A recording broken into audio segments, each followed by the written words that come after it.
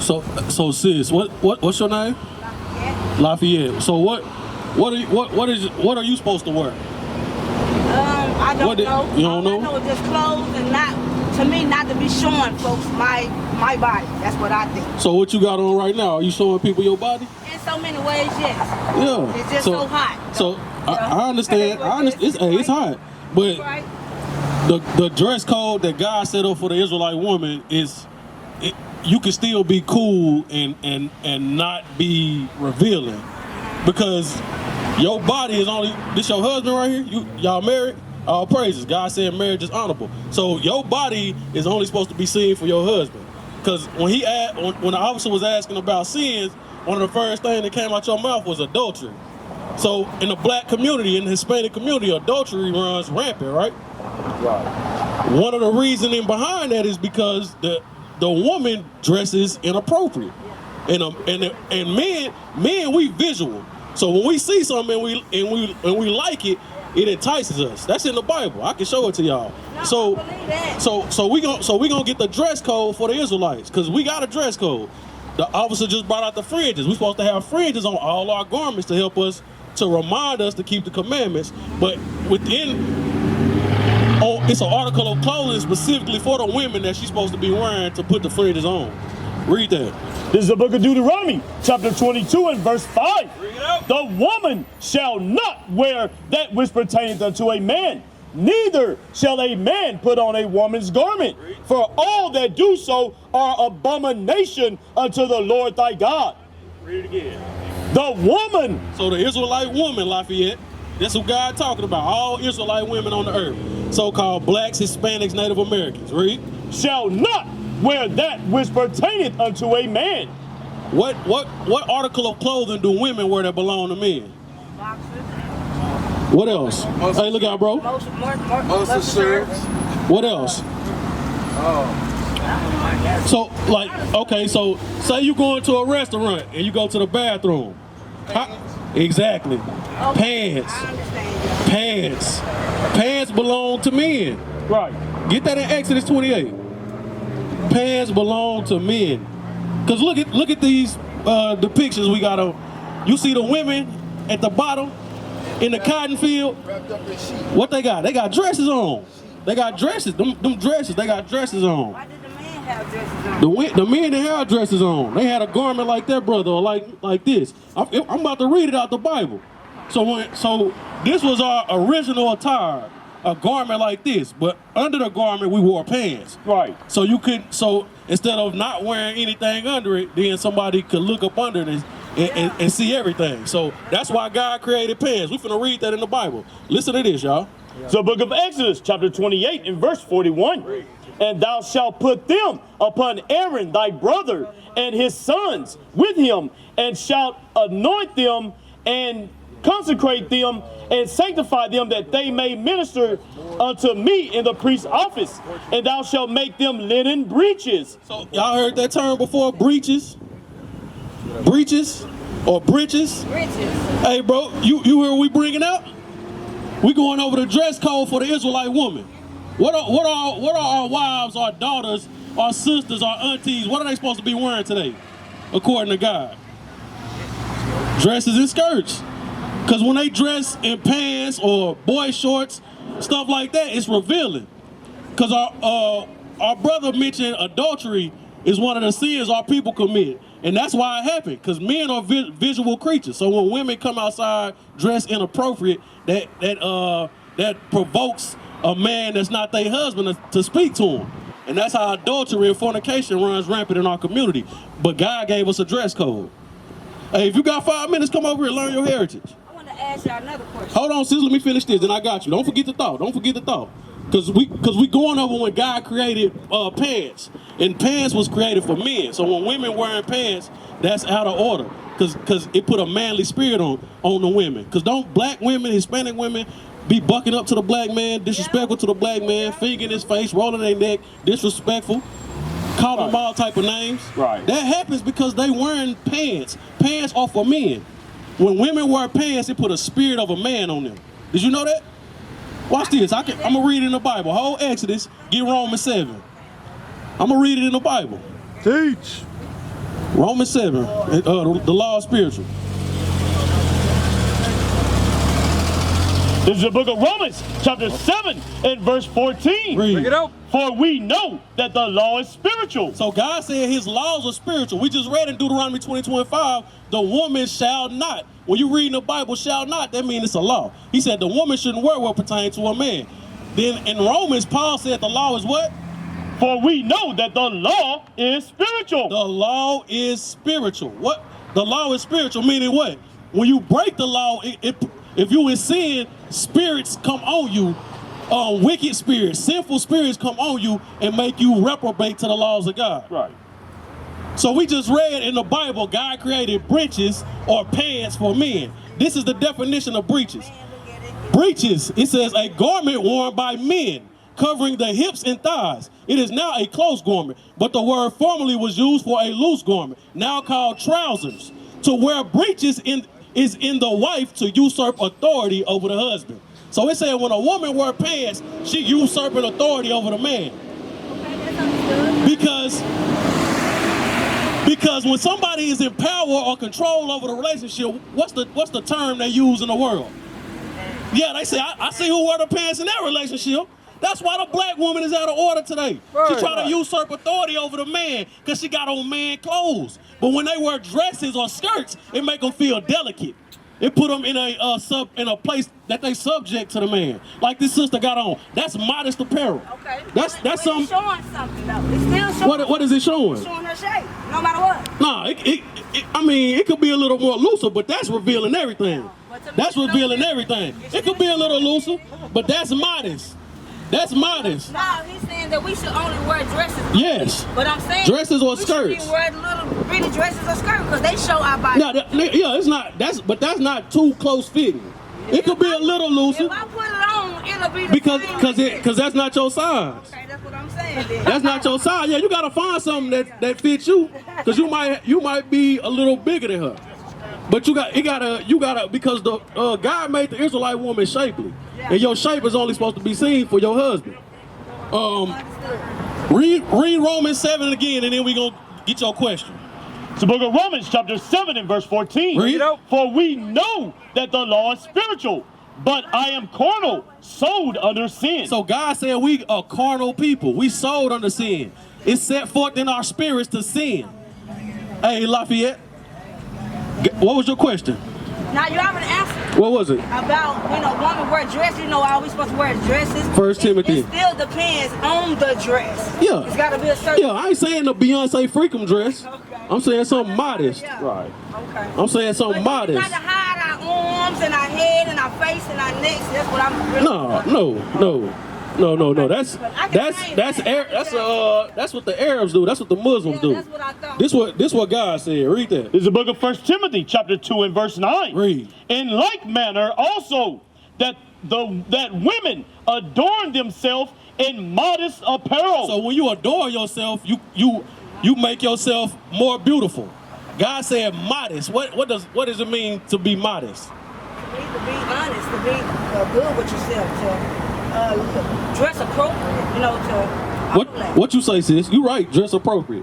What you say? What's modest? What's modesty? Be right. You don't know? It's not even that. So to be modest means not to draw sexual attention. That's right. Cause don't the black woman? How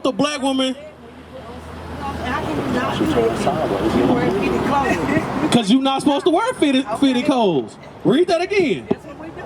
But you're not supposed to. I know that's what we do. That's out of order to God. Read that one more time for us. In like manner also that women adorn themselves in modest apparel. You hear what God says, sis? God said, adorn yourself in modest apparel. What does it mean to adorn? God said, adorn yourself in modest apparel, not fitting clothes. Adorn means to deck or decorate, to make more beautiful, to add to beauty by dress. Not to take away, because it's hot, let me put on less clothes. God said add clothing too, to cover up. But you can have a modest skirt on and a shirt and not be as hot as you are with pants. Right. Because pants are close fitting, they tight fitting.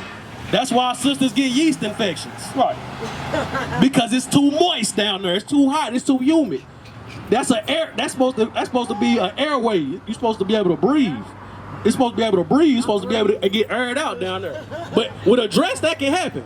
But with pants, that can't happen. So God said, when you read that one more time, In like manner also, read. that women adorn themselves in modest apparel. God said you're going to make yourself more beautiful when you dress modestly. Right. When you cover up. Because what you got on right now, you covered up. Your top, you can have a little light coat on, something over a shirt, but it's or a shirt. You can have some type of shirt on to cover that up, but it's okay as far as the rest of your body from down here. Because we gotta give me that in Romans 12:1. Because in this society we've been taught it's okay to show your body off. But when you meet a man and you dress sexy, you're not gonna get a godly relationship behind that. Right. You're right. You gonna get a nigga that wants sex, and he gonna make you a baby mama instead of a wife. That's why God said dress modestly. And hey, all praise to the Lord, y'all. Hey, that's a commandment y'all keep it. Y'all didn't even know. God said marriage is honorable when you read Hebrews 13:4. That's All right. praise to the Lord. That's a beautiful thing, because that's not common in the Black Hispanic community. Bring it up. Marriage. Well, I don't know. I've been married for 4. My husband just got killed 4 months ago. What? 14 grandkids? Hey, all praises. 7 kids? That's how we gonna bring the nation back, by marriage. Right. You said your husband got killed? 4 months ago. Hey, we sorry to hear that, sis. Read that. The book of Romans, chapter 12 and verse 1. Read. I beseech you, therefore, brethren, by the mercies of God, Read. that ye present your bodies a living sacrifice. So we're supposed to present our bodies today a living sacrifice to God. Meaning what? Everything we do is supposed to be towards the Lord. Everything we do is supposed to be according to what God's saying in the Bible. Exactly. Read. But what's pleasing to God? Holy. Hold on. What's pleasing to God, sis? Listening to his commandments, doing what he tells us. Exactly. Hold that. 1 John 3:22. We coming right back. Let's get that out of the Bible. Let's read that in the Bible that the things that's pleasing to God is the application of His commandments. Because this is our heritage, the Bible. Everything in this Bible was written specifically to you, specifically to us as a nation of people. All these men and women in the Bible, they are your ancestors, your foreparents. Read that. 3 and 22. This book of 1 John, chapter 3 and 22. Read. And whatsoever we ask, we receive of him, because we keep his commandments. Read. And do those things that are pleasing in his sight. You see, they said everything we ask God, we receive because we do what's pleasing to Him, because we keep the commandments. Right. That pleases God. So when you keep the commandments, God will bless you. That's where your blessing come in, by keeping the commandments. I ain't saying like in Christianity, He gonna make you a billionaire or it's gonna be your season. No, because you're gonna go through trials and tribulations. Right. But we know the end, the major blessing, we're gonna get the kingdom of heaven. That's right. Cause that's we are who the kingdom of heaven is made for. Get Habakkuk 2 and 18. So sis, what's your name? Latricia. So Lafayette, the officer was going over it earlier. The cross. You see that sister got the cross on. We was just talking about that. So why you wear that cross, sis? Well, because it was bought for me. That's why. It was bought for you. So hey. Everybody don't do the right thing. They don't. That's why we out here teaching. Ain't nobody perfect. Nobody's perfect, but It was bought. But that's why we supposed to learn things. exactly. There's no reason Exactly. why I'm wearing it. It was bought for me, so I'm aware because it was bought. So what you can do is you can get the cross melted down, turn it into a ring, turn it into something else, something in the Bible. But the cross is It's just like, the cross is a sign of oppression. you had to explain it, but he did it so well. Hey, come look at this, sis. Come look at this. Right here. Look at this image. This one right here, the first one. Look at that. What's in his hand? So do you see what's going on in that scene? They're about to burn your forefather alive. And they telling him if he worship the cross, if he worship that cross and white man Jesus, they won't kill him. So they forced our people to represent that cross. Now today we worried because we don't got the understanding of that history. But that's a sign of oppression. That's a sign of oppression. So read that. I understand it was bought. I ain't bashing you for somebody buying, but I'm giving you the understanding behind the image you wearing. Because when your oppressor, the people that did that to your people, when they see that wearing that cross, they look at you as, hey, they still asleep. Because they don't know that I'm their oppressor in this society. Because when you wear that cross, you in agreement with this man. You know who that is? Who do they say that is? They say that's Jesus, but is that Jesus? That's a white man. Is that Jesus? That's just a regular white man, I thought. It is. Read that. This is the book of Habakkuk, chapter 2 and verse 18. Read. What profiteth the graven image? So God said, what profit is in a graven image, a cross? Read. That the maker thereof hath graven it. Come on. The molten image, and a teacher of lies. See, that cross teaches us lies. Because in this society, they tell you the cross is a symbol of God, or it brings you closer to God. So our people start to put their faith in it. But God said in the Bible, they teach lies. Yeah, in church they do. In church they do that. Read. That the maker of his work trusted therein to make dumb idols. God said it's a dumb idol. Read. Woe unto him that saith to the wood, awake to him. Don't. In Christianity, like you just said, our people worship the wooden cross. They think the cross brings them close to God. Read. To the dumb stone, arise. In Islam, because that's what they worship in the Islam religion. They worship a rock. They go to Mecca, they make a hajj, they walk around a rock 7 times and they bow down and kiss it. They worship the rock in Islam. Read. Arise, it shall teach. Come on. Behold, it is laid over with gold and silver, and there is no breadth at all in the midst of it. So sis, God said there ain't no breadth in that cross. God ain't close to that cross. So you was asking about this son? That's your. She was asking what would she call y'all, call us. I said, what you call yourself? Yeah. Right. We the Israelites. We the Israelites, the 12 tribes of the nation of Israel. That's who we are. You ain't black, you ain't African American. Because those terms are nowhere in the Bible. So we teach our people according to the Bible what God called you. God never called you black or African American. God don't know blacks or African Americans. He only know the Israelites. That's right. Give me Wisdom of Solomon 14. none of the words ever been in the Bible, he ain't lying. Right. So back to the image. That's when we got these names. When we was in the slave field. When we was getting oppressed by the white man in chattel slavery. Now we still in slavery to this day because we still got the names of our oppressor. We speak their language. The money got their face on it. That's how you know you in captivity. Everybody got money in their pocket. When you pull out the money, the people on the money don't look like you. That means you're a slave. We all got the same faces on our money. Right. And it's not your face. It's not your face. It's not my face. It's the face of the white man. That's your oppressor in this society today. Wisdom of Solomon 14, read verse 11. So what was your name again, sis? Latricia. We still dealing with that cross. That cross is an idol, a graven image. Let's see what else God said about that. Because he said it bring destruction to you. Read that. It's the book of Wisdom of Solomon, chapter 14 and verse 11. Read. Therefore, even upon the idols of the Gentiles shall there be a visitation. So God said when Christ come back to the earth, he gonna visit everybody that worship idols. So to God, if you wear that cross, you in idolatry. Because he never told you to wear that. That's not a representation of anything godly. Read.